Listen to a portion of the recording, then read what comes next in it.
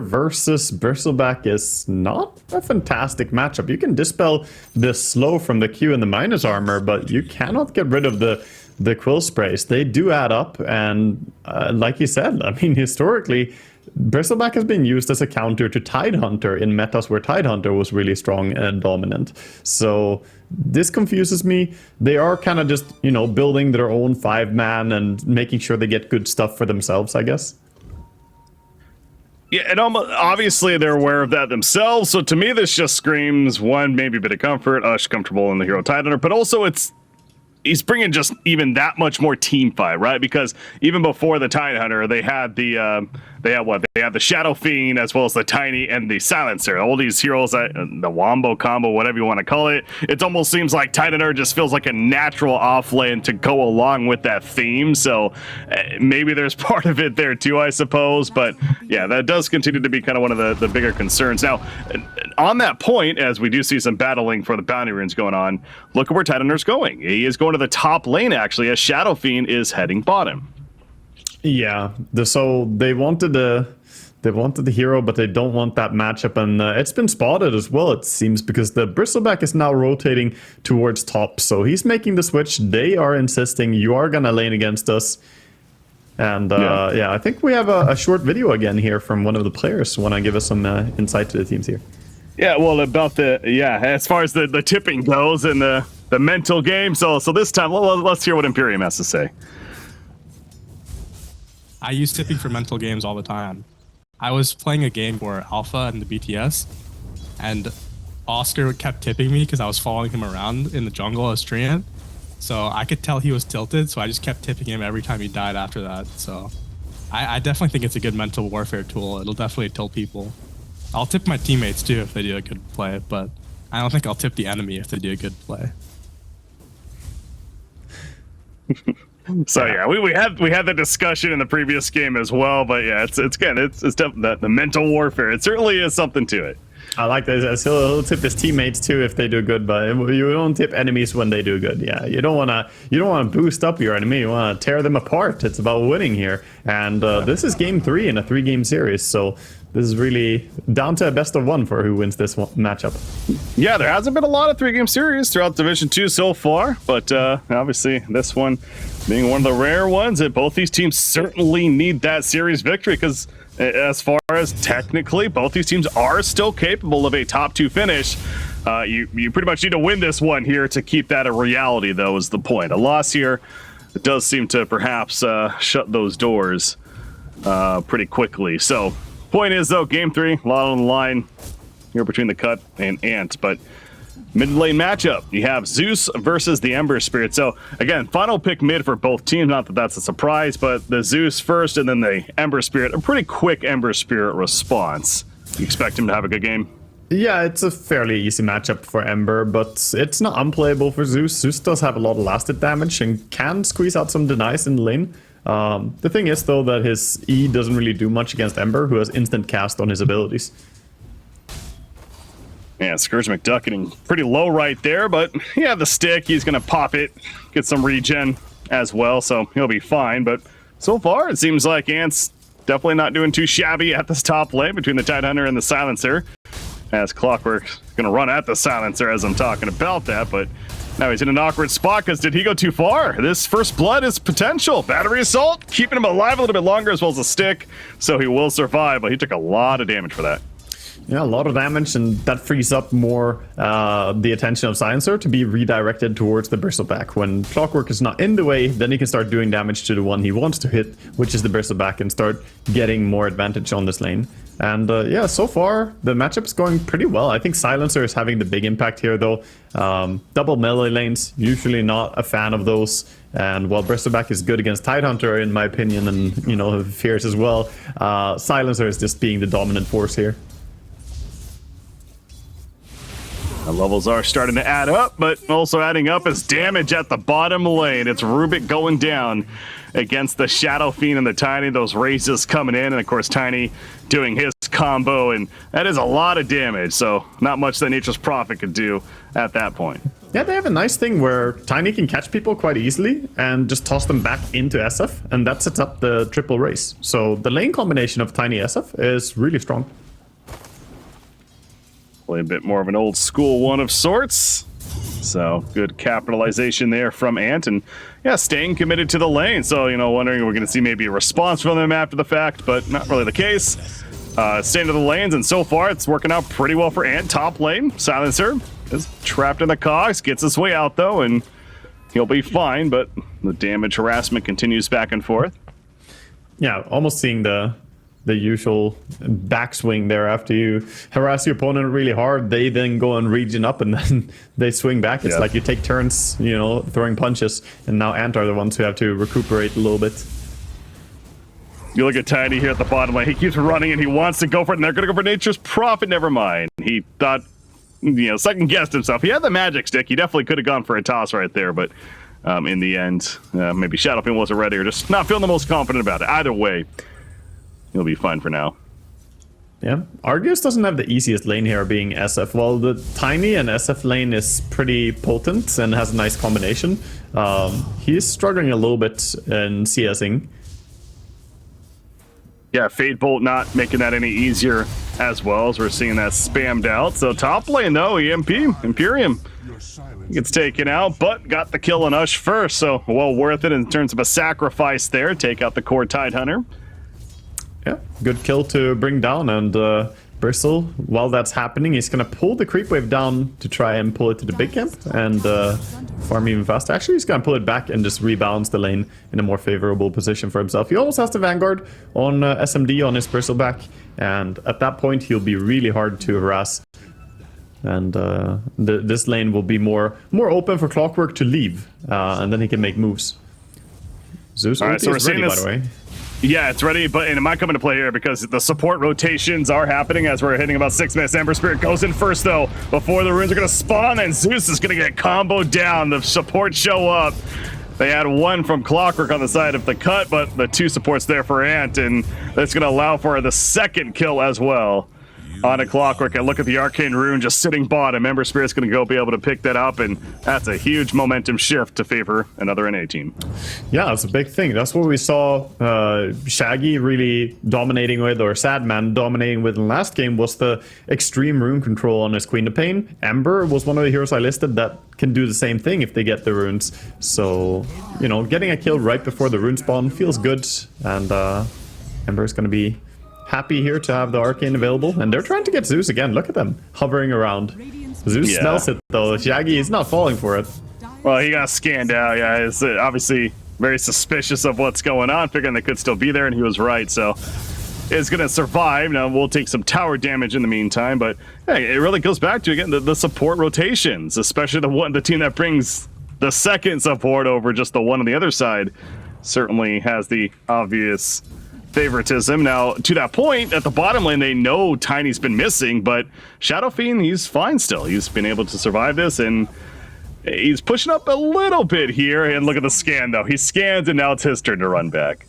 Yeah, he's been doing good. Meanwhile, just racing. Oh, don't go too far down, Argus. Make it lift down into a cogs, but he has friends coming in. Look behind. Yep. That they know. Rubik's like, wait a second. No, this was going to be our tent for the gank. And suddenly it turns into Ant's turn for the gank. It's Ember Spirit rotating over. Not enough damage for the kill on Clockwork, though. The assault's keeping him alive for now. Zeus ult even going to be used, and Tiny will fall. Ember Slight does secure the kill when it's all said and done, though, and he is going to make it out. So it ends up being the support for support. Yeah, support for support. Zeus, though, getting the kill without having to leave mid. Oh, he jumps for the rune but doesn't get it. Now Ember Searing Chains him. And that's just gonna really make things worse for Zeus. He's like, all right, might as well go for the blow up. It's not enough damage though. And yeah, that was so well played by Silencer. He slowed him initially, was able to destroy the rune, and committing the heavily jump for that and not getting it, that's a feels bad, man. And bottom? We see exactly that combination, bottom of the telekinesis and the battery assaults and the cogs. No way to really leave. I like the 1-2 combo of these two supports. They can really, you know, complement each other in a good way. You also have, of course, not double melee or something like that. They just function in a nice way together.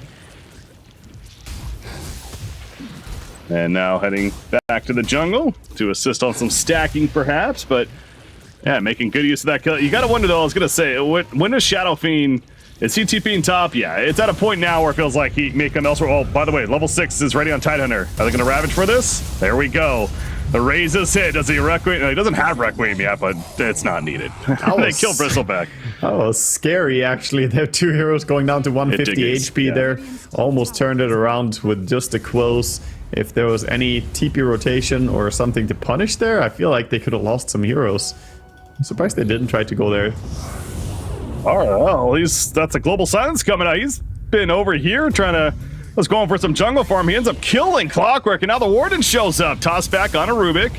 Fade Bolt and Lift, though, and Ember Spirit still needs to be careful, especially with Zeus nearby. Zeus going in with a heavily jump, and some more Arc Lightning spam secures that kill. So, don't know about trying to make more. I mean, the Warden kind of keeping his Ember Spirit a little more committed there than perhaps he wanted to, and it ends up being a double kill for Sadman.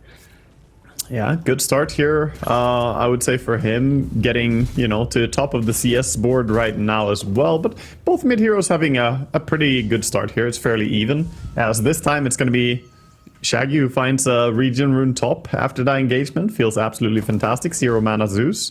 Can regen fully. And ulti's ready to go, so pops that regen. He will have Thunder God's Wrath. So I was talking about Shadow Fiend after that death at the bottom lane. Was it going to be time to go elsewhere? And again, we saw he comes to the top lane, helps set up that kill, and now he's going to get a kill on Clockwork or do damage to allow RRL to get in, as Clockwork was getting a bit antsy trying to find somebody. Thunder God's Wrath? That doesn't kill anyone, but it scouts, I suppose. Yeah, not sure what that was for, actually. They tried to catch someone? Oh, they did get the Zeus assists. Oh, got the silencer on the Zeus, so gets his own kill on mid lane. They do have the Furion combination. That's what they did, actually. The Wrath of Nature paired up with Zeus ulti is a lot of damage. So he ultis first. That allows the Furion ulti to bounce freely on all the heroes as well. Connects nicely and can burst people if they have low HP, like a silencer. Yeah, it's one of those delayed things. Like you have to think to yourself, like in Silencer in that case, like, you didn't kill me, and then all of a sudden the Wrath of Nature bounces. You're like, crap, that was planned. Yeah, so good job right there by the cut as far as using that synergy. And it is going to be the Axe build on Nature's Prophet once again, so that much more to look forward to, and especially with that combo. I believe so. Yeah, that build is really trendy now here in the NA games. Yeah, it's doing work. Silencer, kind of going at it with Clockwork. They know he's in the Roshan pit. He's trapped. He's in an awkward spot here. He's gonna have to cogs on up, but Ember Spirit, he's got a Remnant. He's gonna be able to use it, and Slight, and a couple auto attacks later will secure that kill. So Clockwork, again, caught with his hand in a cookie jar, gets taken out again. Something we haven't really mentioned, by the way, but there's 14 permanent stolen already on Silencer. Feeling has done a good job just being around a lot of these kills and, well, facilitating a lot of these kills. So they're getting, it's not the biggest impact in the world, but it does add up when he continuously is part of all these engagements. The more scrappy the game, the happier the Silencer. Yeah, maybe not the Slark agility buff impact that we saw, especially in the game 1, but still, it has something, and it's going to come into play right here as they head to the bottom lane. Global Silence, Rubik, he's going to be stopped because of that, and Nature's Prophet just goes down. Clockwork finally going to be unsilenced, but it's just too little too late. Double kill for the team, and it's now a killing spree for RRL here in this Ember. Again, the 10th pick Ember Spirit, that's what you hope for, and he's 8-1-1. It's a hell of a game for him. Yeah, he's playing really, really good on it, and he's closing in on the full Maelstrom. I like what he did, by the way, in this game, adding a casual cloak. This is such a heads-up play that not many people will make, but in this game, there's Furion, there's Zeus, these ulti combinations, they really sting, and the cloak is gonna help him just stay alive a little bit better against all that magic burst. Bottom tower push, Tidehunter and Shadow Fiend working together to do so down there. As a little bit of lull in the action. Let's take a look at how the odds are shaping up right now. I mean, got to assume they're fairly even. It's a slight advantage for Ant right there. You head on over to esportsbet.io, the watch turn platform. Check it out for yourself. But yeah, favoring Ant. Do you tend to agree with that as far as Ant being favored right now? With this start on Ember, I would agree that it's favoring them, but we've seen what the Bristleback can do when he comes online. And this game, sure, you have a natural Silver Edge buyer on the Shadow Fiend, who can also do a tremendous amount of damage, but I still think that SMD, he has shown that he knows his way around the Bristleback. Mid lane. Heals on up. He is going to heals himself. Kind of get that purge working as well as any follow-up, so Sadman is fine, but both teams controlling the middle of the map are trying to do so. We haven't mentioned Shadow Fiend in a little bit. He's got the Mask of Madness, though, and as the Yasha come in, so that right-click build is starting to have some impact now. It's the Dragonlance, not going for the Yasha. Okay. Dragonlance very common. Yeah, he's gonna probably go for a BKB next, and then possibly see Silver Edge right away, or maybe even go for some other item. Like, there are a lot of options, but I think Silver Edge should probably be priority, so they get something to deal with the Bristle. But BKB is the wise choice here into Rubik, Clockwork, Zeus. Well, that kind of goes back to, you know, I believe in Fear of the panel in general is kind of mentioning that after that second pick, Bristleback happened, it's like you need a Silver Edge carrier, some kind of break effect, and they went with the Shadow Fiend third pick, you know, after the bans happened, and so that's the idea, right? Like, you picked him up to get the Silver Edge because he is kind of a natural Silver Edge carrier. So I guess what I'm getting at, how important, how much of a priority does he need to make it? Because yeah, he's going BKB right now next. So do you think that's a fault, or? Oh no, I think the Bristle or the BKB is completely fine. You're not really at the stage yet where you need to shut down the Bristle, and there will be a little bit of a moment here where Bristle has Aghanims and you don't have Silver Edge. You're just gonna have to try and weather the storm on that one. Because going Silver Edge next would just be very glass cannon build on SF, and I think that's probably a big mistake against Hookshot, Fury and TP, Zeus ulti. Sure. He would be too easy to pick off. So they're not stressed on the side of Ant. They're happy to go late game here, whereas the Cut, their builds are more built for a timing. I think they need to really make a lot happen with the Bristleback. Oh, Zeus, he might be feeling some burn right here. Has Rubik backing him up. Rubik gonna steal a Remnant and use it to get out initially. Global Silence, though, activated. RL still in pursuit, and Zeus is dead. He just can't do anything between Lockdown in general, as well as the Silence. Speaking of Lockdown, Ush with a big Ravage right there to help finish off the remaining two that were around. Double kill for RL, and again as a team, Ant is coming together nicely. Yeah, that was really well played by them. The timing on Silence was just a little bit late, but still good enough that they managed to burst down the Zeus. Zeus was caught out of position, no way to really get himself to safety there. And now they have Vision of Clockwork as well, who thinks that he's, you know, just holding here, but... Okay, they're just gonna go into Roche. Maybe Feeling is in need of help here, guys. Yeah, he is, and Ember will oblige, so they are gonna kill the Clockwork. It's not so sneaky anymore, but Rubik's now nearby. I don't know if he can make a play like a Clockwork could, though. But Zeus ulti, and it's not gonna be a free Roshan. They're not the fastest Roshan killing team, that's for sure, so that Feels shows. And bad for him, though, to have to use the Zeus ulti to scout and deter the enemy from continuing Roche, because now when you used it, it feels like you don't have the combo, right? Fear and ulti and Zeus ulti, you can't play in tandem. But they themselves are gonna go in. They're just gonna steal it. Oh, you did half the work on Roche, we'll finish it. well, how about that? Yeah, how about that right there? Chives somehow makes it out. His TP scroll gets canceled, but then he just teleports right away, and it proves to be the right decision. But you're right. While the distraction has taken place, they just kill Roshan. Did not see that coming, and neither did Ant. I guarantee you. Suddenly, the Aegis in the hands of Bristleback. And he's got that Axe timing. He's got the BKB now queued up. So this kind of feels like a bit of that timing, perhaps, starting to come to fruition for the Cut now. Yeah, by the way, Ardeus decided to commit for the Glass Cannon build here instead. So he's going for the Silver Edge Rush, has the Crystallis. So not going to go for the BKB, which does, you know, give him a little bit of a weakness. But it's going to speed up the timing. That is interesting how that happens. Thinking the BKB maybe is the better choice, but ultimately second guessing and now going another direction. But how about what's going on here, by the way? That was Ember Spirit barely getting out. Global Silence used to help keep him alive. Oh, it's enough first damage, though. Sadman says, if I'm going down, you're going down with me. And at least Ember takes was him a out little bit first. too low mana there to jump out as he was caught in the cogs. He couldn't really escape it at first. They tried to save him with the Silence, but ultimately not going to be able to save his life. But trading it for 2 kills, pretty good for him. or for his team at least. Yeah. So, yeah, but against Shadow Fiend, obviously we're going to keep a close eye on that, because if he does die pretty quickly, like in the back lines, and it's like, all right, you know, maybe the BKB. It's going to be a hindsight thing for sure, but we'll see if this works out for Arceus or not. It's riskier, no doubt, but the potential to work is certainly there. I mean, having a break effect is important against this Bristleback, so. It is. It's been shown before, and in this game, they do have some stuff to save him, at least. They have Greaves on the Tidehunter, who's also going Pipe, so he's going the full Protector build. And if he just stays near the SF, he can protect him with both those items and the Ravage. And then they have Global Silence too, so the Glass Cannon build might be justified in this game. Oh, Bristleback feeling very confident, as he should. He's got the Aegis, naturally tanky. And pushing this tier 1 middle tower. The team around him, though, is smoked up, going through their own jungle currently. Sadman leading the way. I like what oh, we're gonna see Clockwork run into him here and just get blinked on immediately. Gets bursted. Uh-oh. So gonna burst? That's a lot of burst. Arceus is gonna survive a little bit longer. Silencer dead, though.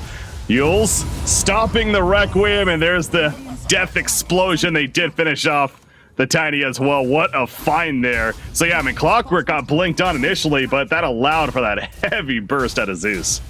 Yeah, and that's the Glass Cannon build, right? You cannot survive because you don't have Tidehunter nearby to heal you. Silence was on cooldown on Global Silence, so nothing is really there to protect you. The tools that I mentioned to keep him alive, none of them were present, and then he can just get bursted like that very rapidly.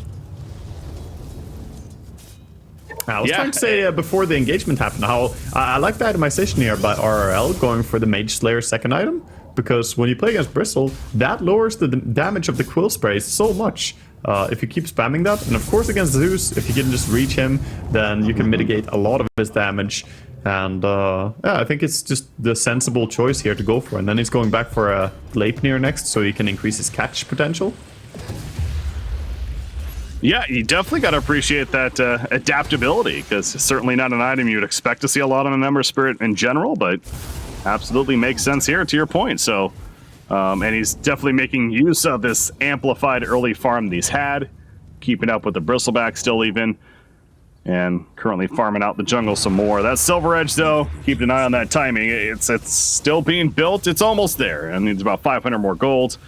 And he will be able to finish it. Also hitting level 15 on Shadow Fiend. Do feel like that's a fairly significant talent of the Presence Aura affecting the buildings now. So even a bit more objective pressure to be put out by Ant.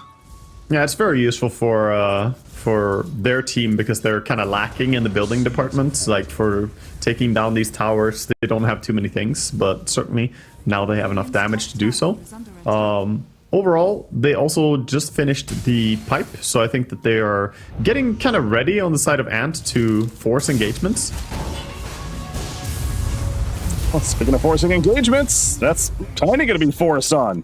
And that with the Thunder God's Wrath, free kill on it, Tiny. Of course, Global Silence was ready, but not wanting to use it to save the Tiny there. That's understandable. Well, he kind of put himself in the spot of getting jumped there. At least Zeus ulti was used, so they could see this as a timing window to take fights. Now that Tiny respawns immediately, they might just go and smoke. He has smoke ready on him.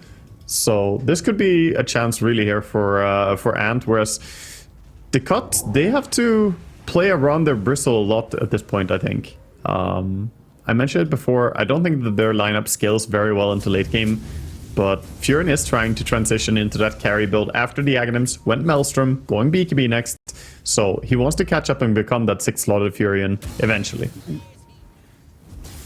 Yeah, and Bristleback no longer with the Aegis, it was reclaimed. Of course, he does have the BKB now and working on the Assault Cuirass, so pretty much the same build we saw in the previous game, no surprise there. But yeah, the right-click threat of Nature's Prophet starting, or will ideally become a bit more of that threat as the game progresses on, as you're getting at. But Silver Edge is finished on Shadow Fiend, and like we talk about timings, it seems like this is now Ant's timing to try to make a play for something. I mean, everything's ready. They're the team that has that big team fight presence, and everything is ready right now.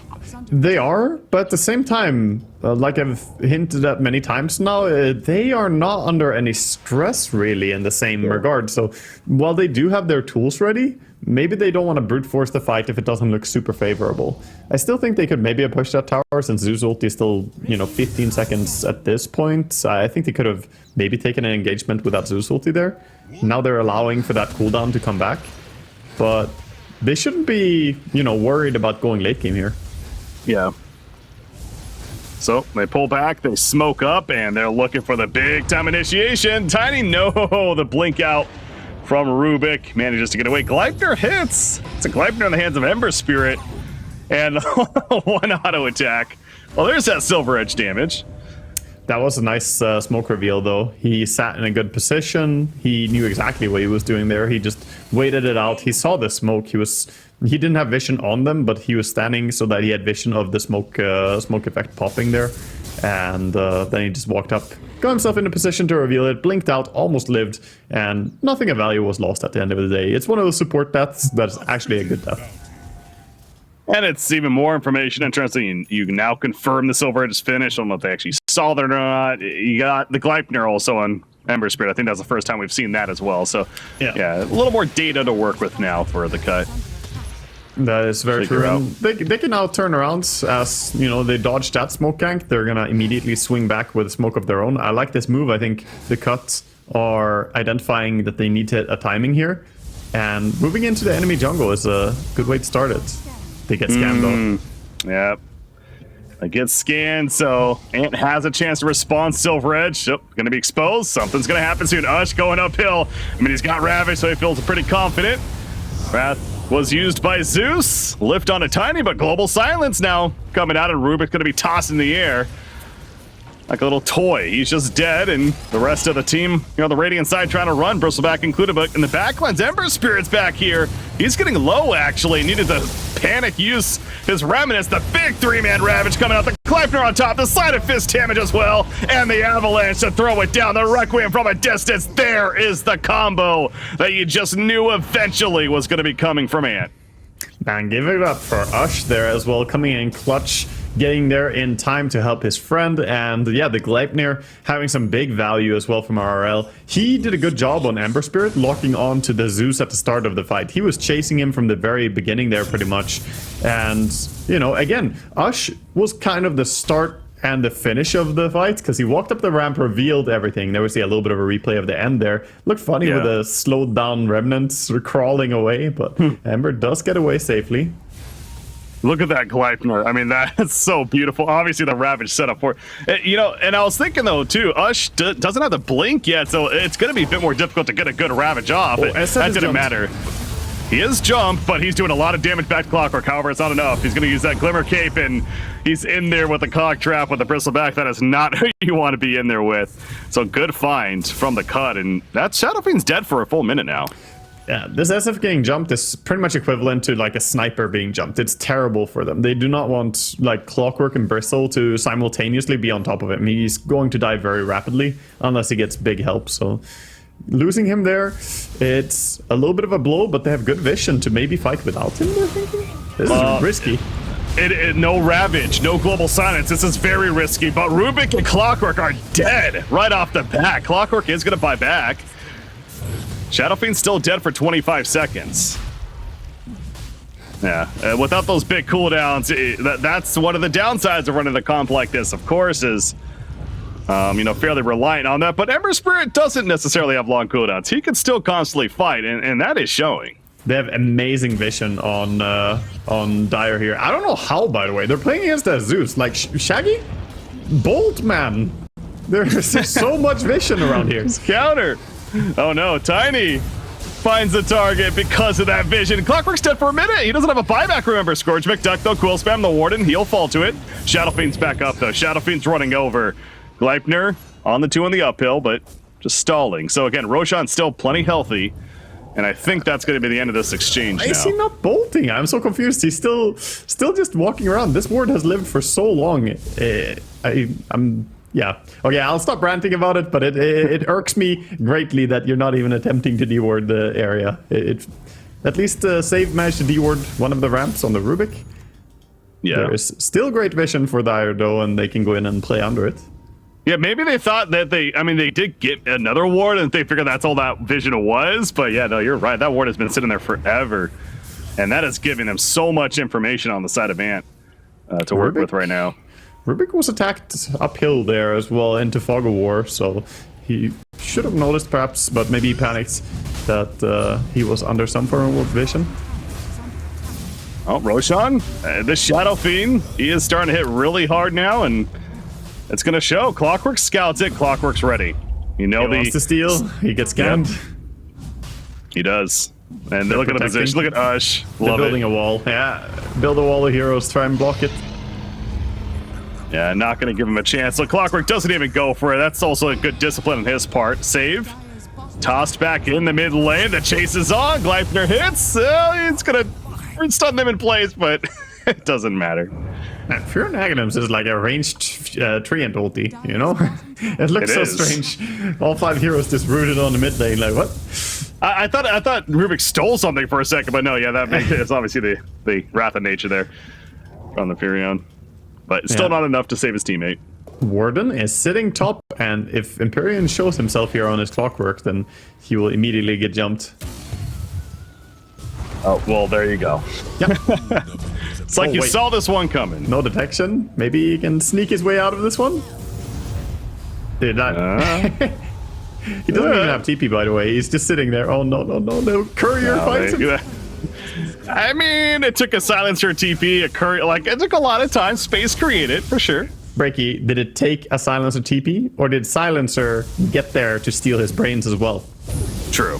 He did benefit vastly, and Ember Spirit is going to benefit getting this kill on Zeus if it can make it happen. Solo kill, Gleipnir going in with the Remnant. That is absolutely a kill. Nothing Zeus can do at that point. Yeah, and there we see big value. Why they picked Ember into Zeus. You want heroes that can jump and chase Zeus continuously. One of the most important things when you play against Zeus is having stuff that get on top of him and chase him down. And Ember is fantastic for that. And with the Gleipnir as well, like you mentioned, that extra bit of root, so obnoxious for him. And finding a groove, 10,000 net worth lead, biggest of the game, and gonna get bigger. Chives is picked up bottom or top lane even. Yeah, that was a solo Requiem, free kill for the Shadow Fiend. Yeah, that is a huge solo kill to get. Now with 2 core heroes dead, and are in good position to just take a tower here, and also 12,000 net worth lead. Like you mentioned, the lead is ramping up here. That's just going to continue to grow, and to your point, Waga, he says stressed it from the very beginning. The scalability feels like a little bit better on the side of Ant, so they didn't necessarily need to push the issue. They're feeling very cool, calm, and collected right now, but are they actually going to kill? God, yeah, he gets away. The Glimmer does save him, but going for the blow up there as they do kill Rubik. They're going to kill the tower. But Ant is, they're feeling comfortable. Yeah, they're doing tremendous damage, even through backdoor protection there for a while. Their damage is getting real high, and SF is now making that transition, by the way. With the Mask of Madness build, you can make a nice late-game transition, of course, into the Satanic and Butterfly. He's gonna have his full Satanic here, complete in just 1 creep camp. There we go. And I think the level 20 Shadow Fiend is that kind of key, but similar to like Alina, right? Where we see these cores, that level 20 talent really accelerates them that much more, because that +3 damage per soul talent, suddenly he's hitting like an absolute truck here. Yeah, I think SF's 20 talent for right-click SF is one of the most impactful 20 talents in the game. It does a lot for him. It's, you know, getting 60 bonus damage is pretty high, even though it's a level 20 talent. Usually damage talents are like level 10 or 15 talents, but 60 is a big number, you know? It's a pretty big number. You look at Silver Edge, it's giving you 52 damage for Silver Edge. That's even more than that. So yeah, not too shabby. And that's a free tower kill as well. I mean, they got an Aegis for another minute plus. They have the Satanic finished on Shadow Fiend. Blink on Titan Dark Horse has been around for a little bit too, so they're going to go uphill with this. Yeah, and they're probably just going to maybe go with Tide, but they could pretty much just go with the SF here. They don't need to stack up too much, but Ember wants to go in as well. Furion doing some good job distracting at the bottom lane, pushing himself somewhat, but it's not going to be nearly enough. There's that Wrath of Nature bouncing through, but not really any follow-up. In fact, follow-up coming out for the Radiant team. They're going to jump on a Rubik, and he explodes. He has buyback. He'll use it immediately like a Scourge McDuck. No break on him, but still a lot of damage happening. Clockwork, the Cogs going out, the Requiem use. BKB though on Bristleback allows him to stand his ground. Shadow Fiend is like, kill me, please. I mean, that's fine. Having Aegis for 30 seconds. Furion, what are you doing, buddy? He's trying to distract, and uh-oh. Well, he's dead for 50 seconds. He cannot be giving TP out. The chase continues, and Zeus is also going to fall. He is not buying back, as he's out for 75 seconds and counting. Furion will use his. And coming back into the fight, he's just going to sprout, though, and that's all he can do. I mean, there's not much more damage that Furion can put out. Oh, no. In fact, he's going to be tossed back, and it's going to be a dieback on him. The Ravages as well, that's a dieback. And this game could just be over just like that. I think that's it. A final Ravage from Rubik. He scoots away to safety, but Save is the only one alive, and they got called GG here. No point staying in this one. Absolutely dominant last fight. There's so much confidence, and I really like the way that all of them played here. I mean, RRL is the clear standout for me, but big shout out to Tiny as well. We didn't talk too much about Tiny, but how many times did we see him